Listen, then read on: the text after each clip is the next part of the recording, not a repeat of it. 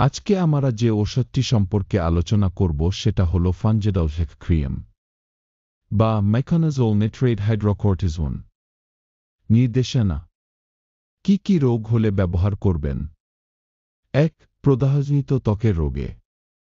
2. ইন্টারড্রিগো এবং সংক্রমিত। 3. এটপিক একজিমা বা প্রাথমিক চুলকানি হলে। 4. ব্রণ জাতীয় চর্মরোগে। ইন্টারট্রিগো কি? উত্তর: ইন্টারট্রিগো, যাকে সাধারণত স্কিন ফোল্ড ডার্মাটাইটিস বলা হয়, এটি একজন ব্যক্তির শরীরের ভাঁজগুলির মধ্যে দেখা দেয় এমন পৃষ্ঠতলের ত্বকের এক ধরনের প্রদাহজনক ফুসকুডিকে বোঝায়। এটপিক একজিমা কি?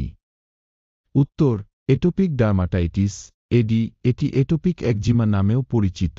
এটি ত্বকের একটি দীর্ঘমেয়াদী প্রদাহ। একে প্রায়শই কেবল একজিমা বলা হয়, তবে একই শব্দটি ত্বকের অবস্থার বৃহত্তর গ্রুপ ডার্মাটাইটিস বোঝাতেও ব্যবহৃত হয়।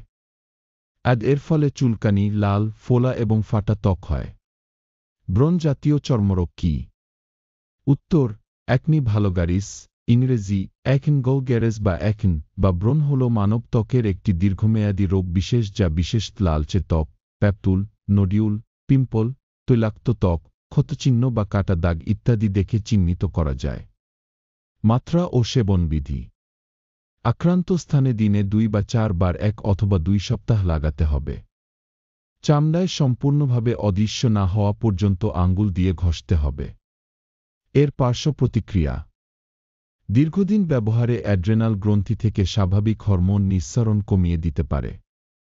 গর্ভাবস্থায় ও স্তন্যদানকালে কি ব্যবহার করা যাবে? গর্ভবতী মহিলাদের কর্টিকোস্টেরয়েড প্রয়োগের কারণে ভ্রূণের বিকাশের অস্বাভাবিকতা সৃষ্টি করতে পারে।